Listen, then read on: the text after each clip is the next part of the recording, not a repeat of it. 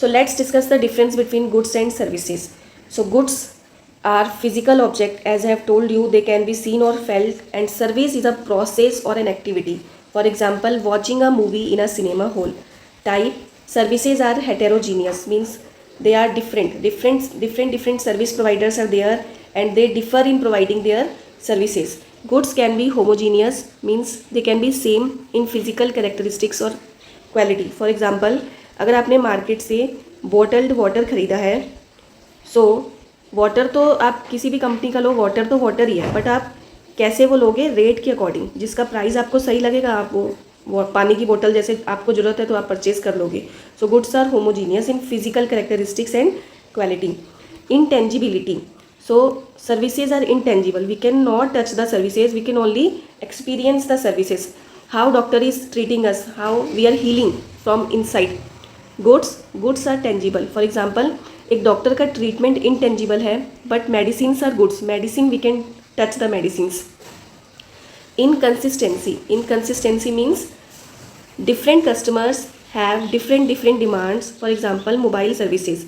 सो जैसे service providers बहुत है मार्केट में, वैसे ही कस्टमर्स भी, दे आर डिफरेंट कस्टमर्स और डिफरेंट कस्टमर डिफरेंट डिमांड्स करते हैं.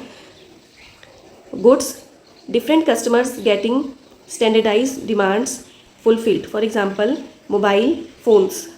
सो इट मीन्स अगर एक्स ने सैमसंग के किसी मॉडल का फ़ोन ख़रीदा है और वाई को वो फ़ोन बड़ा पसंद आया, सो वाई भी वही फ़ोन सेम परचेज़ कर सकता है. जेड को बहुत पसंद आया, जेड भी वही सेम फ़ोन परचेज़ कर सकता है. सो सेम मॉडल के काफ़ी सारी फ़ोन्स कंपनी अवेलेबल करवाती है, but services, mobile services are different.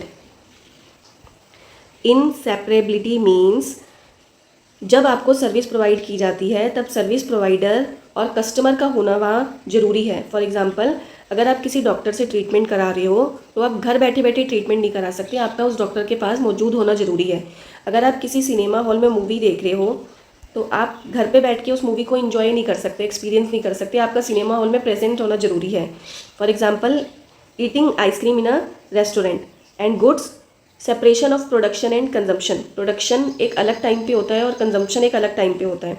Purchasing ice cream in a store, आप परचेज अब कर रहे हो, आप खाओगे उसे घर जाकर. Inventory means goods can be stored for future use, but we can not stock the services. For example, आप रेलवे जर्नी इन्जॉय कर रहे हो, suppose you are going to a Punjab और रेलवे जर्नी इन्जॉय कर रहे हो, क्या आप उस जर्नी को स्टोर करके रख सकते हो कि मैं नेक्स्ट मंथ फिर ये कंज्यूम कर लूँगा? No. But goods you can store. For example, आपने एक टीवी सेट खरीदा, आपने मोबाइल फ़ोन खरीदा, सो ये आपके साथ लंबे समय तक चलेंगे. Can be kept in stock. For example, train journey ticket. So आप 3 महीने पहले की बुकिंग करा सकते हो, टिकट खरीद सकते हो, लेकिन जब आपने उस सर्विस को एक्सपीरियंस कर लिया तब आप उस सर्विस को स्टोर नहीं कर सकते. आप रेलवे जर्नी स्टोर करके नहीं रख सकते. Involvement means participation of customer at the time of involvement. So involvement means participation of customer is necessary at the time of service delivery. For example, doctor treatment or exercising in a gym, or to be present in a cinema hall while watching a movie, or railway journey.